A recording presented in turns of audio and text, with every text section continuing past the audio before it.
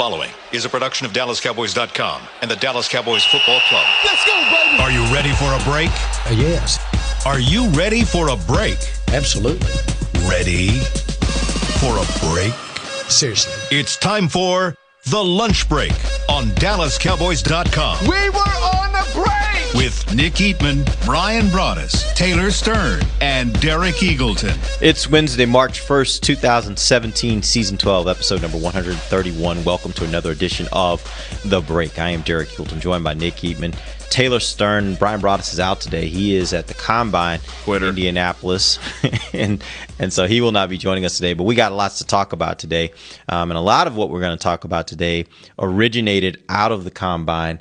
We'll talk a little bit about what Stephen Jones had to say yesterday. He did meet with the media, and there were several different topics that he discussed that I think are relevant for us to discuss on the show today. But before we get to that, our first main topic, our big topic today I want to talk about really is around the safeties. And once again, Nick Eatman writes just a fantastic article. Nick, you've done it again. And if you want to catch Brian, he's on the draft show. He is on the draft show. That is going to happen this afternoon at...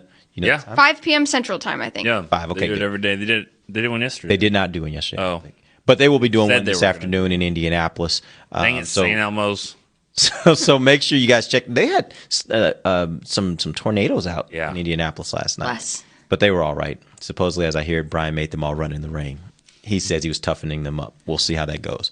Anyway. Nick, you wrote a really great article yesterday about the safety position, and I'll let you kind of take it from here and talk about what the point of the article was, and then let's talk a little bit about it. You know, obviously, Eric Berry is probably one of the best safety. He is the best safety in the NFL, and the Chiefs obviously think that way. But just, with Church coming into free agency, what is that going to do for him is really what I was trying to write about. Where is he? And I was surprised to see that he ranked 43rd last year in salaries. What that shows me is that the Cowboys won the deal. When he had a torn Achilles, they said, you know what, we're going to sign you to a 4-year deal. Do you want it or not? You have crutches. Your 40 time right now would be a 28.3. So do you want to take this deal or not? And I think he obviously did, and it worked out well for them. Now he's looking to make some money here. How much is the key? And where Barry's contract, I mean, it sets the market, it puts it up here, but what it does is it elevates, what the top 10 is. Like what is your top, the average of top 10, top 5 safeties, and obviously that moves it up there. I was looking in the range of 7 to 8 million. You got safeties there that did not make the Pro Bowl, have not made the Pro Bowl. I think he fits in there. And I think the Cowboys could be players in that depending on how they structure it. So you do think, let's assume it's a 7.5 number, 7.5, 8. You do think the Cowboys could be and should be able to do a deal with Barry Church that would keep him here around that amount of money? I think so. I mean, don't look at the cap and say they only have $6 million. How can they do that? No, it doesn't work like that. He's only going to count. They work magic. He's going to count $1.5 million or $2 million or something this year, even if his deal was averaging 8. I mean, that's just kind of the way it works. But I know this: when the Cowboys, they need to be careful with. He's going to test free agency.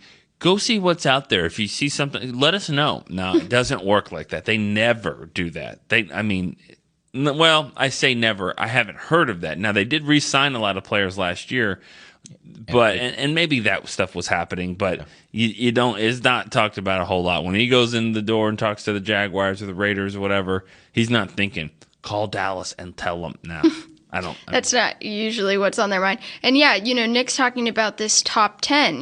Now it puts Eric Berry at the top. Rightfully so. The guy beats cancer, and then he comes back and has one of the best years of his career, deserves to get paid.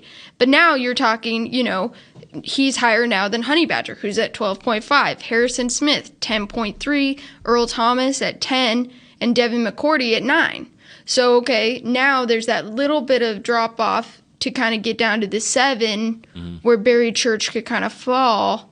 Is he elite? He may be higher than that. I mean, maybe higher than the 7. It might be more in the 8 to 9. His agent's going to argue, in that range, probably closer to 10. But that's how you negotiate.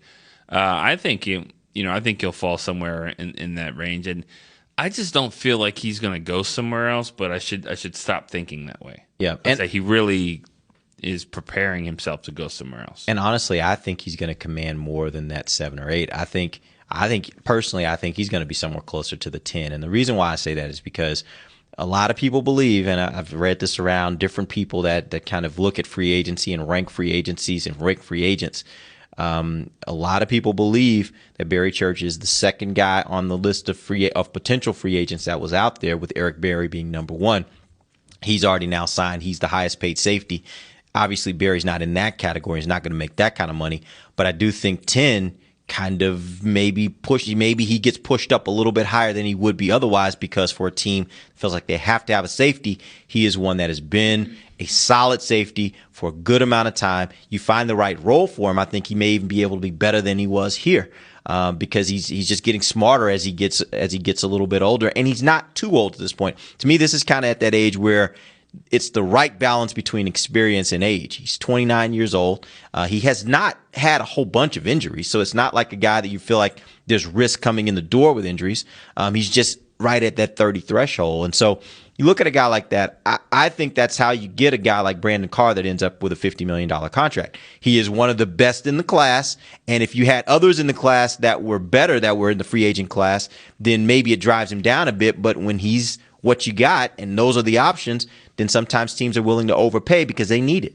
Yeah. No, go ahead. I've heard people, not Steven say this. Steven and Jerry would never say this, but I've heard people kind of that work some of the contracts say that they really need to be careful when giving a guy a third contract. Third contract is where they if they can stop doing 3 contracts for players, you can be a younger team and you're probably going to be more efficient. Don't get so comfortable. Yeah. So he's a little bit unique in that he was his first contract was a rookie deal, and then 3 years later, and he's hurt. They said he's a cornerstone type player. Let's keep him for a while. Let's get him on the cheap if he accepts this, and he did. Now you're talking about a third year. The guy that reminds me of him is Jay Ratliff, and only in contracts. What I'm talking about here. A low round. They're on the opposite Right. ends of the spectrum everywhere else. Yeah. Well, neither one of them talked to the media, but for different reasons. Jay was a guy that was a 6th round or 7th round pick, and then they got him kind of on a sweetheart deal, like, hey, we think you're a good player. And then the 3rd year they gave him a big deal, and then the bottom kind of dropped off. Again, for different reasons, it's hard to compare, but that's the kind of thing that I'm talking about. You don't see a lot of players around here that got 3 contracts. I mean, Witten's one of them. Okay. Witten. Yeah, Jason Witten's a little bit different. Yeah. You can't really compare him to Gonna have a gold jacket probably. So you don't count when guys get when they renegotiate their deal, not renegotiate them, but just kind of restructure. Yeah, I mean that doesn't count. That would be like Orlando Scandrick not really. type stuff. I'm talking about like a deal, a new deal. Yeah. The funny thing is, we're going through some of these free agents today, and a lot of them are young guys. That's this is a young team. The average age of this team is 26. So you're looking at a lot of young guys. Something that was interesting, that Steven talked about yesterday, because people are asking him, Lyle Collins, what's his deal? Where can he fit? Type thing. And now there's questions about Doug Free, because he's, next to Witten and them and LP, he's one of the older guys on the team. And then probably Brandon Carr, at 30. Yeah. So it's a young team. I know that, Steven said a lot of things yesterday. One of them that David wrote a story about today about Lyle. And really good. And how it's an option, but they plan on keeping him at guard. I don't know anything about offensive line because I've never played it, but I just think he's a tackle. Your son could. Oh, yeah. My son will be a center. He already is snapping the ball, but I think he'll be – I think Lyle would be a tackle, a right tackle to me. He did play in college, and he was obviously he's just – that he was a rookie, and when he played guard, I don't feel like his body type is what they need at guard. They've got finesse, and I hate to say that word as a negative word, but I believe Martin and Frederick are finesse players. Yeah, but I think what Very good finesse players. Mark Stepnoski was that way, and he was one of the best ever. So don't take that as a slight. I'm saying at some point you need a fatty. But we've seen Lyle Collins. We've seen moments of Lyle Collins being not a more of a strength player, more of a guy. Dominant, I'm going to run over you, maul you type player. We saw it in college. We saw it from his college tape, and we've seen moments of that in the NFL. I do personally think that maybe we're evaluating him a little soon because, like you said, that was his rookie year. Sure. I think that you give it more time, and obviously missed last year because of the injury, but I don't think of him as a finesse player. I think of Lyle Collins more as a physical, dominant type, and you're not smother you type player. Okay, and you're not talking about the play where he's rolling out and there's a corner or safety that he just smacks 12 yards off the ball. I mean, that's not what I'm talking about. I'm talking about. I'm specifically talking about that. Move him. Yes, and I think he's that kind of player as well. Okay. Like again, I think that when you come in and you play as a rookie, you're certainly not as strong as you're going to be by your third, fourth year in the NFL, because that's the whole point. They get you into an NFL program. They bulk you up. They get you stronger. You'll be able to play with that kind of leverage. But I just look at some of the plays, particularly, and it just sticks out to me, that play he had in college where basically blocks the defensive lineman, then kind of hits the linebacker and knocks him back into a secondary guy. I mean, it was just like he just kind of mowed through people. He was fantastic. And he's had some moments like that with the Cowboys where he literally blew people up. And so I don't think of him as a finesse player. I think he is a guy that really is more of a strength player, but we may have to see more of that as he gets a little bit older. But really doesn't matter, because if you did move him to tackle, you're still creating another problem for yourself, because I don't think the Cowboys are going to be able to resign Ron Leary.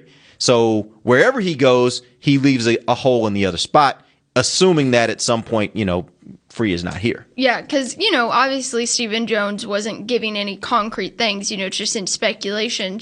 Of course, these guys are getting older. They're considering retirement. They're figuring out their life plans. But a question here from Carlos says, what is plan A if Free does retire? I think that's kind of what you just answered, How much space would he free up, if any, in the cap? Who? Doug Free. If he leaves, do you now have more money to say kind of go after Ron Leary? Well, who's playing tack? I mean, you're moving Collins. Now we're moving Collins. Just hypothetical, yeah. No, hypothetical. It's I wonder, because Collins, now this will be his third year. I mean, I know when they signed him, I'm sure Jerry said, "Hey, give us 3 years here, and then you're gonna get your money here." So I would imagine they will re-sign him after this third year, and he's gonna have to start making some money at some point. But yeah, you'll save a little bit with Free if they let him go. I still think they're gonna bring him back though. Well, and obviously he would be the presumed starter in 2017. That would be on his own decision, which no one can decide but him. Tough one. It was last year, just evaluating him was tough. There's times where he really struggled, and he was somewhat of a problem in the past in pass coverage. But then at times, it all kind of goes down to how healthy he was. I think when he was really banged up, he was missing a lot of practice time. He had some issues, but he's still a solid player and a solid right tackle. And with a guy like Dak, I know Tony used to always say, don't hold. He used to tell the right tackles, don't hold. Okay, I can see him. I mean, if he goes, I'll see him. I'll make him miss. Right. Please don't hold, because the ref will see that. And I think Dak could be the same way. So what I'm saying is that if you don't have a Pro Bowl right tackle, I think you can be okay. Yeah, not only that, but I think no one has a Pro Bowl right tackle, do they?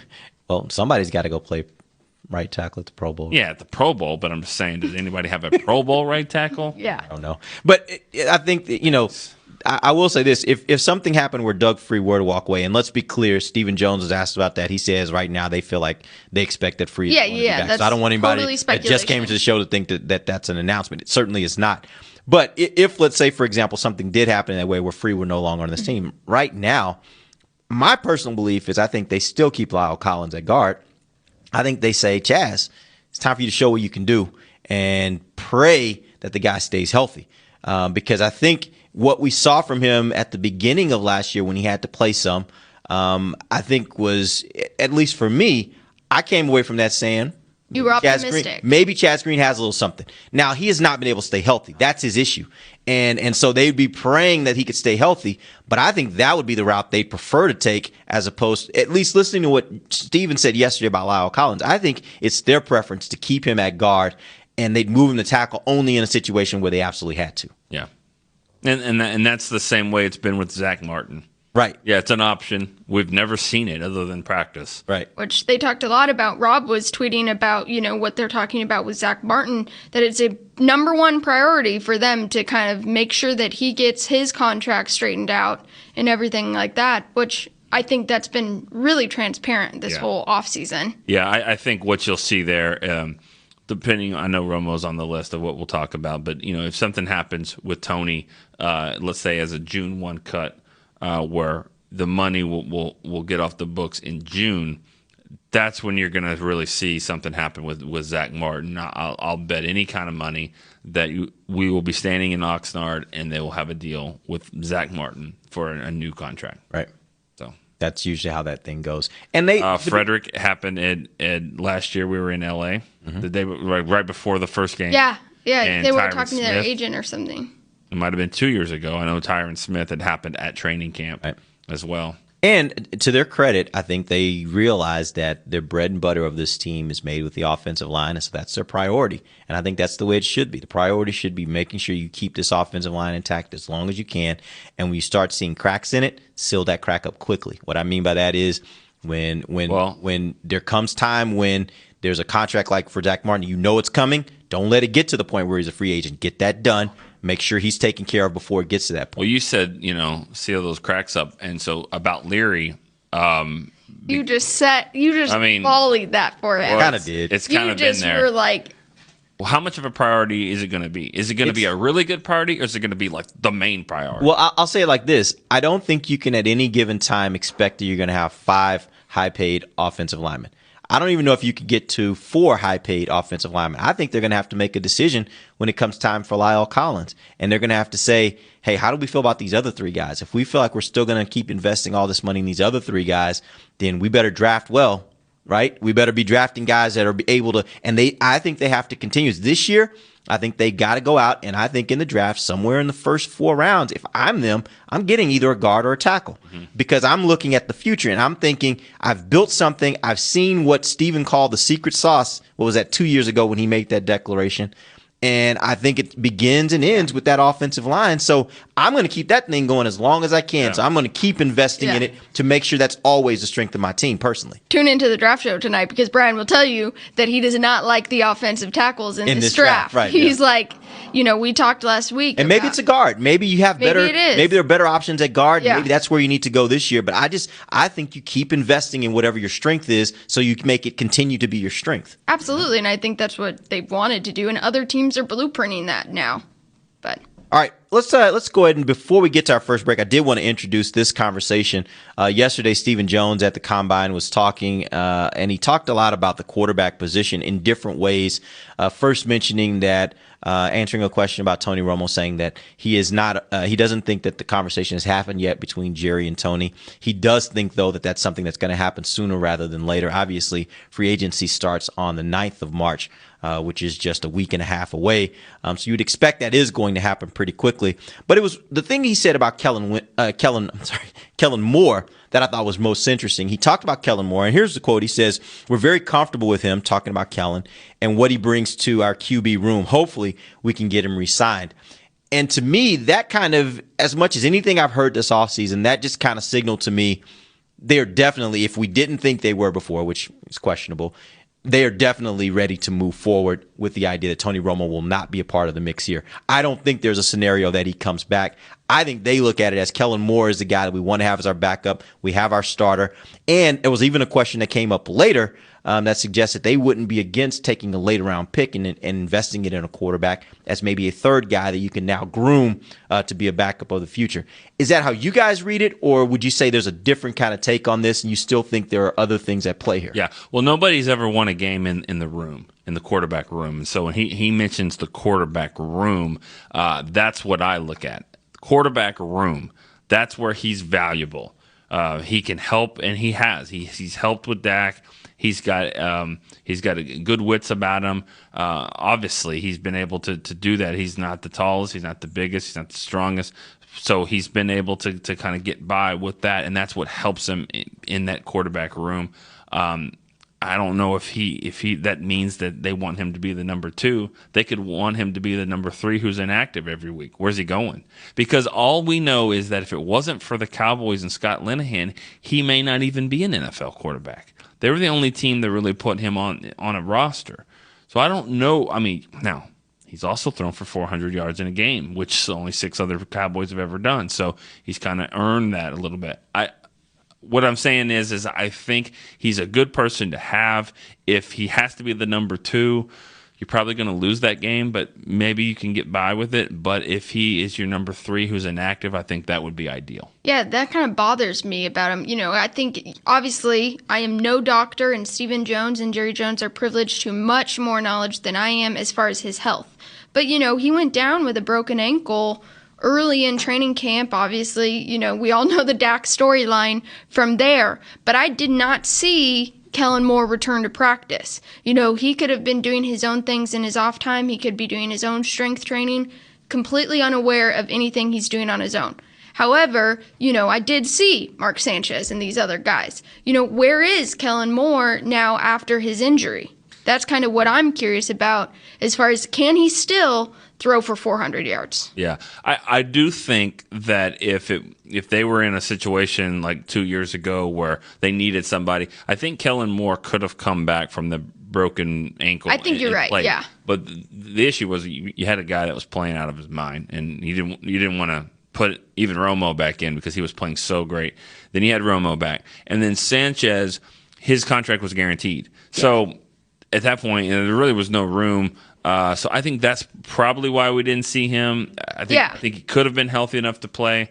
And maybe I shouldn't have said that about that. You'll probably lose with Kellen Moore. I think the weapons around him are better. Where they can do some things. But don't forget this, that just because you have Zeke and you have this line, you have to prove to teams that you can throw the football, that you can beat them with the arm. You have to.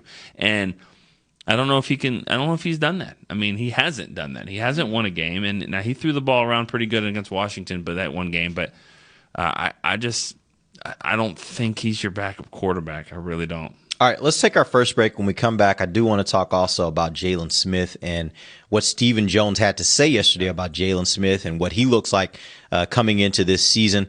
We'll do that when we come right back. Also, we want to take some calls, and we'll take questions on Twitter. You can call us at 888-855-2297, or you can hit us on Twitter at Cowboys Break. We'll take questions throughout the next segment and throughout the final segment. We'll be right back. This is DallasCowboys.com radio. With unlimited data from AT&T, you can stream your favorite DirecTV content almost anywhere. Side effects may include sports-induced public celebration, increased desire to share spoilers, and repeated late-night use of the phrase, just one more episode. The unlimited effect. Get unlimited data when you switch to AT&T Wireless and have DirecTV. After 22 gigabytes of data usage, AT&T may slow speeds. Must have eligible TV service. If you're not eligible, AT&T will move you to a new plan and overage charges may apply. Plan will include Stream Saver. Other restrictions apply. See store for plan details. Hey, Cowboys fans. Did you know that over the next few years, more than 1 million service members will transition from military to civilian life? Veterans face unique challenges when they get out of the military, and Bank of America and the Dallas Cowboys are teaming up to help with financial education, career opportunities, and support of military nonprofits and organizations locally in North Texas and across the country. We're proud to support our troops and are deeply grateful for the dedication and sacrifice of our service members and veterans. Bank of America, official bank of the Dallas Cowboys, invites you to join us in our efforts to get involved by tagging game day photos on social media using hashtag TroopThanks. That's hashtag TroopThanks. And by learning more about our commitment to veterans at bankofamerica.com/military support. Together, we can thank our troops in ways that make a real difference. Copyright 2016, Bank of America Corporation. I went to my first Cowboy football game at the Cotton Bowl when I was 10 years old. I've been a Cowboy fan ever since, in the Super Bowl years and the not-so-good ones. Teamwork is what makes winners. At the law office of Domingo Garcia, we play as a team to win your case. If you have been hurt in a car or truck accident, injured on the job, call the law office of Domingo Garcia and join our winning team. With offices in Dallas, Houston, Austin, Odessa, and Tyler, we can help you in Texas. Call 214-941-8300. 214-941-8300. Back to the lunch break. Welcome back. This is the second segment of the break, live from the SWBC Mortgage Studios at the Star. We are going to talk a little bit about Jalen Smith. Yesterday, Stephen Jones had a little bit of a comment on Jalen Smith that I thought was interesting. I'll read the comment for you guys and then we can talk about it. He says, our guys are convinced he can play in his current condition, and it should only improve as we go. The idea here being that really there hasn't been the kind of substantial change that I think anybody wanted to see. Like, he's still having to wear the brace. From what I can gather, it's not firing completely yet. But again, the positive side of that is Steven says that he feels as though he will be able to contribute next year, and they don't know to what extent, but they feel like he can contribute. And it looks like he's going to play. It's just a matter of how effective can he be if he is having to still wear the brace. Yeah, I mean, that sounds like, hey, you're going to be able to play some special teams for us, and maybe you'll develop into a starter. And doesn't sound like he's going to be able, just from that comment. Now, I don't know. I know that he's making progress as they go here, but it just doesn't sound like he is going to be 100% cleared to go for OTAs. I mean, that we thought that might be the case, but that doesn't seem to be. But we're still 4 or 5 months from training camp. Mm-hmm. So I mean, he'll get better by then, and we'll see. I think the real question is, what you probably have written down there, is what do you do at middle linebacker? Right. I mean, that's the big key. Is you can say you think he's going to play, you can say you think he's going to contribute. You don't know how much, and you don't know how well. Mm-hmm. So now you're entering free agency. Draft is a month away, a little over a month, 2 months away. At this point, what do? If right now you have to make the decision whether you need to go out and get a free agent middle linebacker, or you need to invest a draft pick in a middle linebacker, what do? Well, I just see what's there that helps my team. I mean, if I got somebody that can now. I don't want someone that's just that's all you do is you play middle linebacker, or you can't play at all. Like, I feel like the guy from the Vikings a couple years ago was that way, that they signed Jasper Brinkley. It was just like either you're this or nothing. You got to have some versatility. If you can find a guy that can do that, then why not? I mean, play him some at middle. Don't forget, Anthony Hitchens quietly is putting together. I mean, 3 years of he's had like 300 something tackles now in 3 years. I mean, he's putting 100 tackles together, gets around the football. He played a little bit better last year.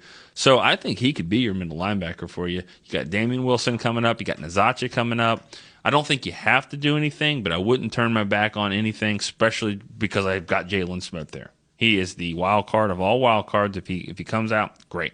Yeah, I think Anthony Hitchens, my own personal prediction, will be like the Jack Crawford, James Hanna of this free agency. He will be a guy that I think this team will realize he's an extreme asset at a low price, a great team player guy that they will make an effort to bring. Hitchens next year. Hitchens is I thought he was a free agent. Hitchens is next year. And he actually got his salary tripled. Because of the NFL rules on that, he was going to make 600 something thousand, and there's the rules in the NFL are if you are between the 3rd and the 7th round, and going into your last contract, if you've played 30% last year in the last year of your deal, all 3rd to 7th rounders, if you've played 30% of the snaps, you get a certain. I think it's like almost triple. So he's now making like 1.8 million in salary when he was it was like 600,000. That's what happened with Terrence Williams last year as well. Maybe Wilcox too. So 3rd to 7th rounders, guys that play, Anthony Brown will get that probably in a couple years if they don't. Is this where Brian would be talking about Terrell McClain and talking about, Justin Durant and what's going to happen with him and those types of things? What do you mean? Like I don't know, Justin Durant, last year he was obviously considering retirement. Oh, yeah. Is he still going to be on that boat? And then what did the Cowboys do with free agency? I think, as it turned out, and I don't mean this disrespectful to Durant, but I think as it turned out, I think Durant was a progress stopper for Nazacha. I mean, they thought, well, let's get him in here. We might really need him, and he was okay. But I think I would, they didn't go anywhere, and in fact, the critical play of the whole playoffs, it would have been nice for Durant to keep going and push Rodgers way out to the sideline, and that play never happens. We go to overtime.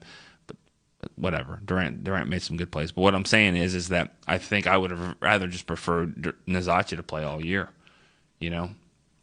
Just because you just want him to get the experience. But then Zacha's like a Chaz Green guy, his health. Yeah, and you're right. He got healthy enough to play. It was just at that point he was a scratch later in the year. I mean, I don't really mean that bad for Durant. I just meant you didn't get a ton of production from it, and now you still have the jury's out a little bit on Nazacha. But I think with Nazacha, Damian Wilson's coming on strong. We'll see what they do with Gatchkar. I mean, they might bring him back, but I probably wouldn't. I mean, I think, let's look what you got here. You've got Sean Lee, and you've got Nazacha, Hitchens, and Wilson. You got those four guys. All under contract. Wilbur is not a free agent. No. Wilbur they signed him to a 2-year deal, so you got him. And then, you're going to draft some, and I didn't put Jalen Smith in there. So you got Jalen Smith, and you draft someone. I'd get a younger Gatchkar probably in free agency. I'd get me a guy coming out of his 4th year and special teams type of guy. So I just don't think you have to go do anything. But I think if you do, I don't think anyone's going to say, like, what about Jalen Smith? Yeah. Just figure it out. Just don't get a guy that's just a middle linebacker only type player. I get why fans are so excited and grasped onto anything that has to do with Jalen Smith. I mean, he was a second-round guy. You don't know how he's going to be. You know his college tape, but you don't know his professional tape. He keeps fans really up to date on social media, which can all be misconstrued. I mean, we all know that. You put up a photo of what is it in real life. So, and, I mean, like you're talking about, okay, Stephen Jones said something to me that we haven't heard before, that he can play with this brace. Right. I was under the assumption before, as long as he had the brace on, he wasn't playing. So now that Stephen said that, I think that opens up some doors to people who are like, this guy's just a natural athlete. I don't know how he'll be, but I know when I'm watching him, he's just a production guy. Right. So that's why I think fans are so excited. That's why I think Stephen and Jerry get all these questions about him, because it's kind of like, okay, well, what is he? Because as Nick just pointed out, he laid it all out for you. They're doing okay, actually, at middle linebacker. They're not like, that's not their biggest need immediately. But people just want to know, is Jalen Smith going to be Jalen Smith? Well, the big thing, I think, is that this defense needs playmakers. Yes. And I think they've got a lot of and I think that was the thing about this defense last year. I think they were good. I think the last 2 years, this defense had parts of it that were good. I think the reputation of this defense was much worse than what they were on the field. Yeah, they had some deficiencies, but I think if you look around the NFL and you watch enough teams around the NFL, you would say the Cowboys had an average defense. And I think the thing that and the reason they had an average defense is because I think they got a ton of average players. That's not bad players. That's just players that are pretty good at what they do. They're solid guys. They're solid players, but they don't have enough of those guys that are making game-changing plays. That's the difference. And so that's where at least the hope, I think, for Cowboys fans is that Jalen Smith, at least based upon what he was in college, can be that type of catalytic player. And that's what everybody's hoping for, is that's what you can get out of him. And if you don't get that out of him, then you're back to square one of who's going to provide that for you. Are you going to draft that guy? Right. Where are you going to find that guy that makes plays for you on defense? Because right now your offense is humming. You need you need somebody on defense that can make those kinds of big plays too. Yeah. All good stuff. Now, Thomas has a good question, because we're kind of talking about what they would do at middle linebacker. He says, who's the one guy in free agency, doesn't have to necessarily be a name, but maybe a position outside of the Cowboys you think could come in and make an impact? And then he puts in, parentheses, person or position. We're kind of talking that you don't have to I think maybe a young, cheap linebacker might be somebody that could come in and do something, but... Yeah, I mean, I think... I just don't think that'll happen at linebacker, because I don't think you'll make a big splash in free agency because you've got Jalen Smith and you've got Anthony Hitchens. I mean, Hitchens is a good, solid player. He's not great, but I don't think he's worth a splash, especially when you've got this wild card that could be. I mean, that's why they drafted him. They drafted him so he could do that. Yeah, but I don't think they're not going to splash in free agency at all. I don't anybody. Think. I he echoed that again yesterday. I think when it comes to free agency, they fill smaller roles and gaps with free agents. And that's why I think maybe they would do something at linebacker if they're replacing a role like a Gatchkar, if they're replacing a role like a Durant. I could see them going out in free agency and finding a veteran linebacker that they can bring in here on a 2 or 3 year deal that they think is a good player, not a great player, but he fills in some deficiencies you think might have for specific roles, and he gives you some insurance in the event you get an injury to another guy or Jalen Smith can't play. I just don't see them making a real splash. The biggest place I think they could possibly make a splash, or what would be equivalent to a splash, would be the wide receiver position. I could see them maybe going and getting a middle to upper tier type wide receiver, somebody that's kind of like what they did with the defensive tackle they signed this year from the Eagles, or last year they Cedric signed Thornton, a guy like that kind of is on the come. He's not going to be the top paid guy, but you'll pay him a significant amount of money, and he can come in and you're hoping that he's on the upstart of his career and he'll be better here than even he was at the spot before. Like, I could see that kind of situation maybe at wide receiver, because there's always a plethora of wide receivers out there, and so that could be an option. But I wouldn't be holding my breath for a big splash from the Cowboys in free agency. Yeah, Rob wrote a really good article yesterday about, Steven said it again. I mean, they're always honest about what they like to do in free agency, and that's not to be the big spenders. They like to draft well and re-sign their own guys if they can. And I thought that's what they've said this whole time. And, if you're talking about draft, Brian would be on here too to tell you that the wide receivers in the draft are not the best. Right, they're the greatest class. Yeah, it's not the greatest class. It's not the Laquan Treadwells, even though he had one catch last year. But you get what I'm saying. Yeah. And so he'd probably say that's where you're going to get more of your buck. You know. Let's get a phone call. We got a call from Jeremiah in Corrigan. Jeremiah, what's up? I'm Dak P fan on Twitter. I've been hearing all over the internet that everybody wants us to either bring Church or J.J. Wilcox, and I talk on Twitter with some of the players, and I think it's time for Jeff Heath and Kayvon Frazier, because the way I see it, they come cheap. You've developed time into them. And as far as a special team guy, you can draft one of those, because Mike Wojcik is a magician in getting his special teams guys with, the tidbits that you get on the bottom of the roster. I just think that if you get Jeff Heath, you might have your next John Lynch. Just give me your take on it. Thank you. Okay. I think it's pretty optimistic. What do you think, Nick? Yeah, I'm not. That's nothing against, and that's nothing against Heath, I don't think, to say you're talking that he's going to be the next John Lynch. I mean, that's a pretty big leap for a guy that has to this point only been at times Can he be a Harrison decent Smith? player. Yeah, like That's a pretty good player. I think that's a pretty big jump for him to make that jump. But let's not get caught in the semantics. But what do you think about just the overall concept of using the safeties you have here and not feeling like you got to go do something in free agency? Or I like some of that. He's saying let two go and move up two. That's a little bit too strong for me. I would probably want to keep one of the guys back, and I'm not going to count on both Heath and Frazier. I like Heath. I like his game. I've always thought he was good. He's had two bad games really, and it was against Jimmy Graham and Calvin Johnson, who have made a career of going over a lot of making people have bad games. Yeah. I'm not afraid to say I think if he wasn't white, I think more people would like him. I really do. I think that's the case at safety. So what's the excuse for Wilcox? Because a lot of people don't like him too. Well, because Wilcox misses a lot of tackles. But I think they both have had moments that were high profile that people were like, that is why I think he's not a good player. I think Wilcox has had a lot more time and a lot more plays where he struggled a lot. Heath has had a couple of games. The game that people talk about in Detroit, he actually played really well in the game. He made plays in that game. I mean, he knocked the ball from Reggie Bush. He fetched Calvin Johnson. Let's talk about that. I mean, on a play that was almost a 90-yard touchdown. He is a great athlete. And that's what I'm talking about. And when you talk about safeties, it takes people a long time to kind of get on board with that. With him, he'll be a good player if they decide to go that route. But I don't know if they wanted to take him away from the special teams part of it. He's one of the best special teams, and it's Rich Bisaccia, not Wojcik, as the special teams coach he was referring to. But Rich Bisaccia has said that he's one of the best special teams player he's ever had, and he felt that way since his rookie year. He's one of the smartest players. But, it's not just about special teams, and we need you on the field. He showed in that Packers game he can be effective. I just wouldn't do both of those. I wouldn't say Wilcox and Church go. I'm going to bring one of them back.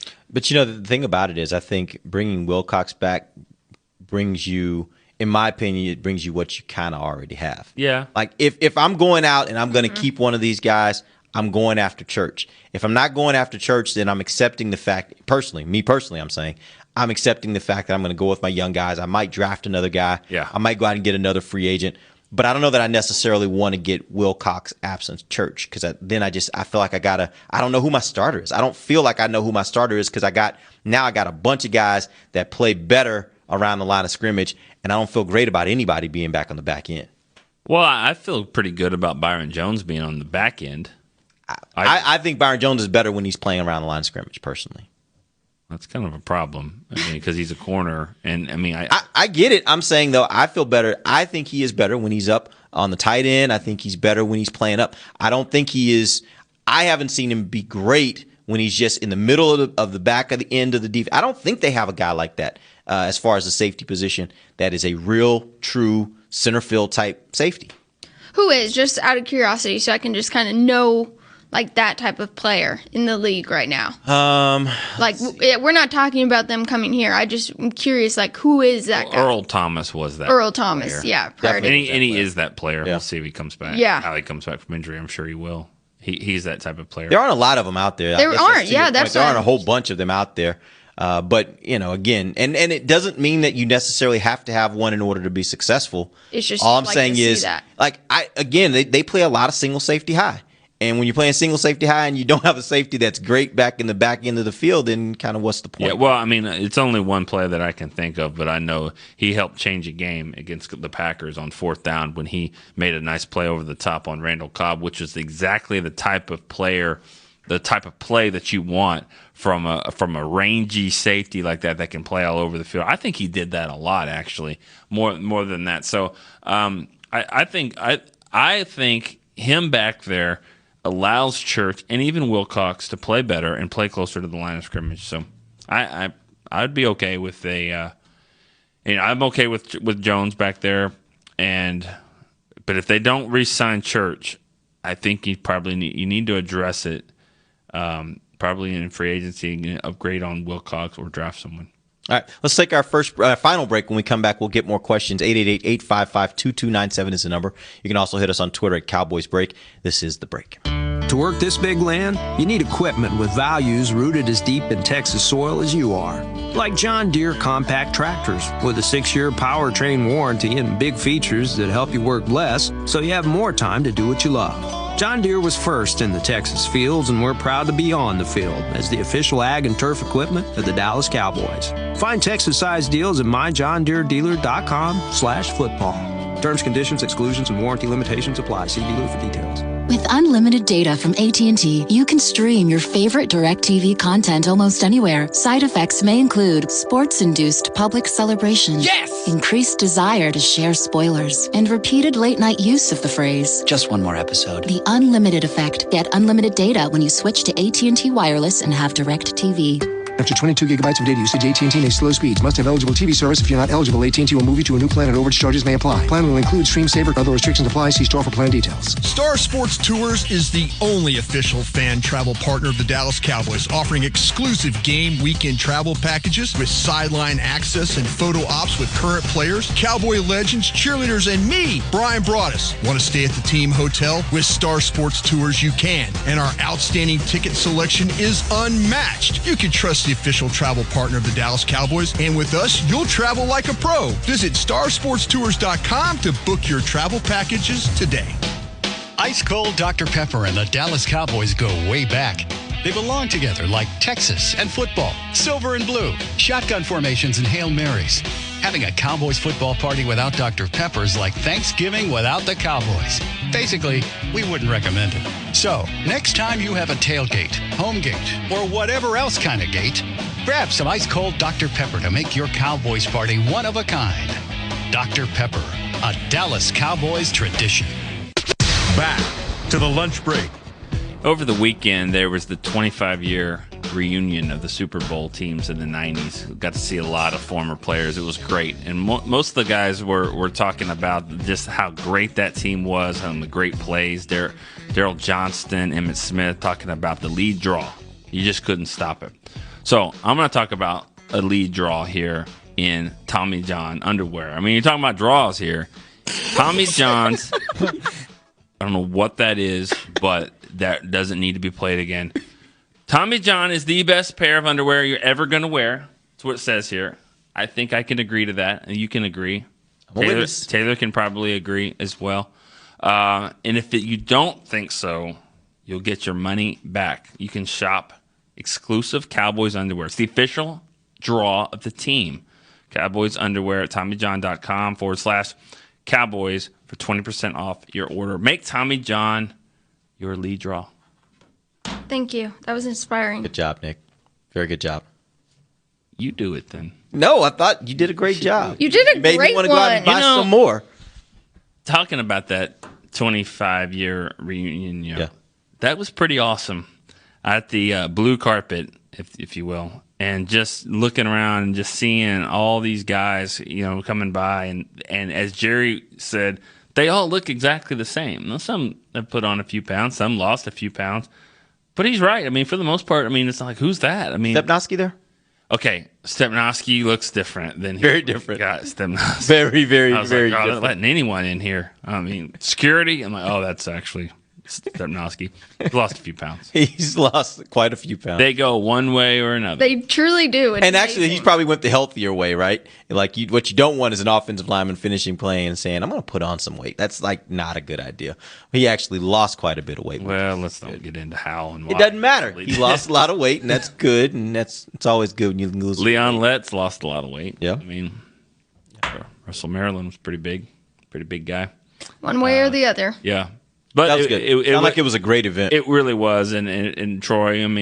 Troy is Troy. Leading the way and brought those guys back together, and then they honored Jerry in the Hall of Fame. It really was a special event there. So it's cool to see that. Cool. Yeah, and for little Tay What, if they need to lose weight, they can run their 40, and if they're in the combine. If you beat the 40 and you're wearing Adidas shoes, they're going to buy you a private island. I already got one of those. Really? Wow. If you what? If you're like an Adidas kid, now, Dak is an Adidas guy. So when Dak went to the combine, he'd already signed his Adidas deal, well known that he was going to stay with them. Zeke was a Nike guy.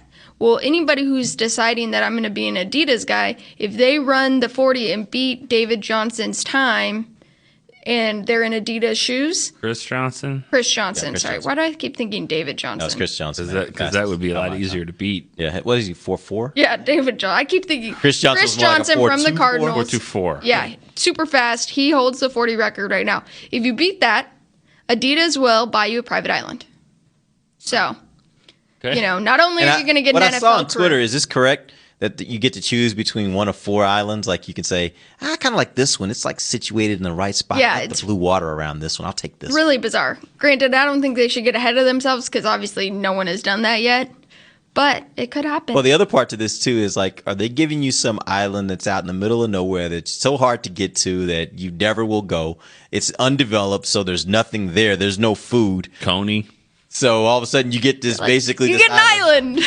Great, you got It's an in island. Lake Louisville. It's like a really tiny island. That's like those online websites where you can go and buy a star, right? Yeah, Yeah. that's your own personal star. Just give us $100. It's now yours. Well, and I just think it's funny too because these guys are at the combine. They're not at the Pro Bowl. Right. Now, if you're at the Pro Bowl and you're doing the Pro Bowl ESPN competition thing and they get something, those are veteran guys. They've experienced an offseason. These rookie guys are just trying to get an NFL career right now. The last thing they should be thinking about is, well, on top of being an NFL player, I also want to make sure I'm an island owner. Well, if you beat Chris Johnson's 4.240, you're going to get drafted a lot higher than you're going to get drafted so high you could buy your own island. Yeah, I mean, just give me the million. I mean, think about it. If you're a receiver or running back, which is probably the two positions, maybe corner. I mean, you get drafted. You run a 4.24, 4.23. You're You're gonna be okay. Yeah. Yeah. That's what happened with Chris Johnson. I mean, he was East Carolina running back, and I just like that they have to give them incentives. Like, don't try to do it because it would be good for your career and everything. Do it because if you do it in Nike or Adidas shoes, you'll get an island. That's not why they did it. They did it because of this. Yeah. Right. That's why. Well, and then what happens if somebody's a Nike guy and he beats it? It's like, okay. Well, I mean, it's so Nike can then come back and say, "Hey, we'll give you something better than." Well, it's like anything. I mean, you could sit there and the advertising and all that, and cool commercial by Adidas or Reebok. You gonna wear those? No, just give me the Nikes. So I mean, just give me my Nikes, and that's what they're trying to do. All right, let's get back. You have to do when you're third or fourth. That was a good tell you what. Let's get back and get a few more questions before we end the show. 888-855-2297 is the number, or hit us on Twitter at Cowboys Break. Let's go to the phone lines, get a call from Tim in Boston. Tim, what up? Hey, guys. Thanks for taking my call. I appreciate it. Hey, Thank you. Quick question about the draft. I called in a couple weeks back regarding some of the things that the Patriots do in the later part of the draft, how they'll trade out. Considering where we're going to be with our secondary, I mean, we have Claiborne, Carr, Wilcox, Barry Church. I mean, that could be devastating if we don't, like Nick said, sign some of these guys. But Brian Broaddus has also said that we have some depth in those positions.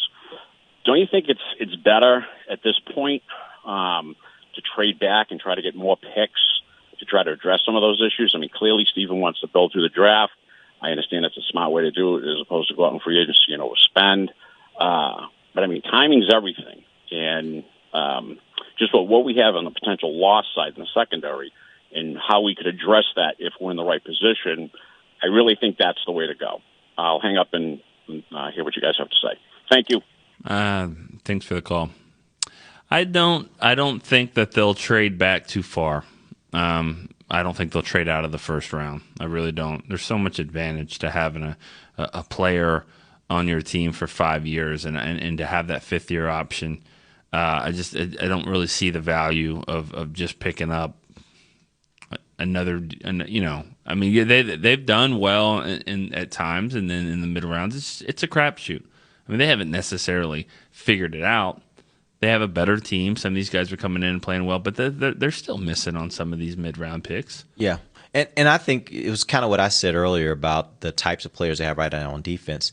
I don't want more bodies on this defense, and what I mean by that is I don't think this defense needs more solid players. I think this defense needs some big-time players, and the more you drop back in your picks, the less chance or less likely it is. It doesn't mean you can't find gems later in the draft. You absolutely can, but the more you drop back, the less that the percentages say you're going to find a more catalytic player. The higher you draft is where you will tend to find the better players. Yeah. So if you're needing more big-time players, if you're needing more game-changing type players on defense, I don't think the answer is moving back in order to get those. I'd much rather see them fill in those spots through free agency with short-term, low-money type deals. You can get the bodies with solid players, again, like your Durants. But if you're when you're drafting, I want to get the guy that's going to be a better player. So I'm always going to opt for taking that guy up higher. Well, and that's just my personal. Yeah, me too. I mean, I look at it as a second and a fourth round pick. I'd actually trade up this year. I would trade up. I'd be willing to trade up because the way I look at it is you're getting another second and another fourth round pick that you didn't have last year. You didn't have Tapper and you didn't have Jalen Smith. And they were second and fourth rounders. Now, Jalen Smith could be the number 5, 6 overall best player if he can play at that level. So you're getting an extra second and an extra fourth.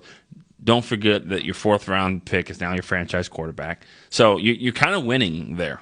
So if I could lose a 4th round pick and take my 28 and move up to 21, 22, something like that, I'll do that all day long because I think I can get a better player. If you can get a much better player, yeah, I'm with you on that. So I'm this particular year, he's not wrong in what he's thinking. It's just at 28, you're so backed up in the first round. Getting out of the first round is, to me, not so beneficial. And I thought you have great points there about you don't need more guys. You don't need more Damian Wilsons and Anthony Hitchens. You need more Jalen Smiths. Right. So go that way and go get one, and not have to try to get your 2nd round pick. How many 2nd rounders are we getting that are coming off of surgery?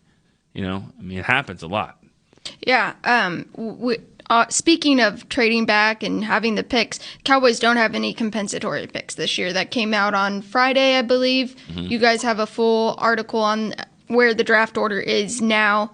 Obviously, they did last year. They had 4, one being Dak Prescott from that compensatory picks. What were there, like 10 or 11 third-round compensatory picks? I think it was something like that they gave away, not to the Cowboys, but just to teams around the league, which to me, the hard part about that I don't know if I haven't seen enough articles about is what that means now to everyone's 4th-round pick. Now your 4th-round pick is now, for the Cowboys, let's say, for example, you now are picking 10 spots behind or 11 spots behind where you were before. That's a significant amount when you're talking about players. You really are now being pushed from a 4th-round pick to really like an early 5th-round pick is what you really are getting as far as maybe value, right? So the compensatory picks are a big deal, even if you don't get them, just because they affect the value of all the rest of your picks. Yeah, without a doubt. I mean, if you're sitting there with one of those top picks in the 4th round going into that 3rd day, you got to go through 10 more. And third round compensatory picks are not common, really. Right. So. That was what was so interesting is that this year they gave away so many more. I want to say, and I don't know this for a fact, but I want to say that an article I read said that it was the most that they'd ever done, but there was certainly a lot. And whether it was the most or not, there was certainly a lot, as many as I've ever seen in the 3rd round. So. Yeah, and then I'm trying to think, I know that the Giants got penalized late in the season for everything that went down in that December game. They got some of their draft order spots were pushed around, so I wonder how that affects all these other teams and other things we're not even thinking of. Right. Bizarre. Alan has a question, though, and he said, do you think Alshon Jeffrey not getting franchise tagged helps or hurts Terrence Williams' market value? Slides him down a bit. I think Alshon Jefferson is probably Jeffrey is probably higher on the list of free agent rankings than would Terrence Williams because he's been a number 1 guy and been pretty good at it. Wouldn't you say? Yeah, I don't think that affects him a whole lot. I think we're talking about 2 different positions, really. I think you're talking about a number 1 and you're talking about a guy that's going to try to go get number 2, number 2 money. Him not getting franchise tag probably, I guess it hurts him because it just moves up the money. I mean, I think when guys get franchise tag, it just kind of moves up everybody's money. So he probably would have rather him get franchised.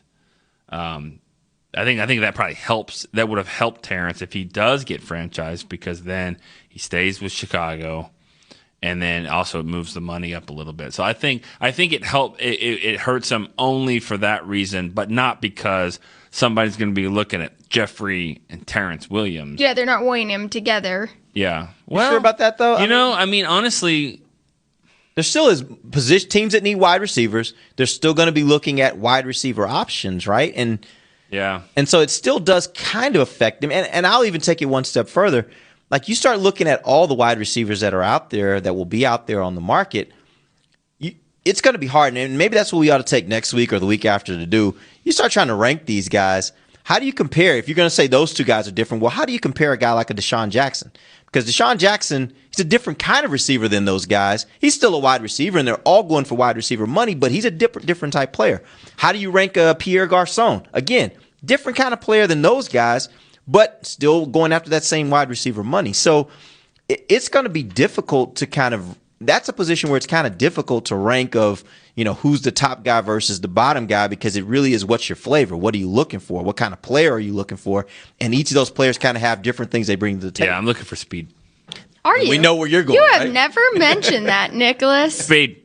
It's just all the speed and nothing in between. They have to beat the 40. Yeah. These guys will. I want guys that own an island. I want, or will plan to own an island someday. Right. That should be your scout tape for the day. Yep. Yeah. Give me some island. There will be some guys out there, I presume, this year that are those kinds of players. But maybe that's what we'll do next week. Maybe we'll go through some of those and look at them and kind of rank them for ourselves. Like, how would you rank some of the projected free agents? Because that will be the interesting part about whether the Cowboys even have a shot of bringing Terrence Williams back. If he falls far enough down that list, now there's a chance that maybe there isn't a lot of money out there for him, and he says, hey, even if it's a little bit less, I feel comfortable where I am. I'd rather go back to the Cowboys and stay there rather than going somewhere else and having the unknown be a factor here, and I'm only making a little bit more money. Yeah, well, I mean, I think Nick started that. We're kind of coming full circle with Barry Church being where he's ranking right now, just in this situational class. Right. So, yeah, let's do that next week. It will be fun. We'll be back next week. Till then, for Nick Eatman and Taylor Stern, I'm Derek Eagleton. This has been The Break, live on DallasCowboys.com radio. This has been a production of DallasCowboys.com and the Dallas Cowboys Football Club. How about this, Cowboys?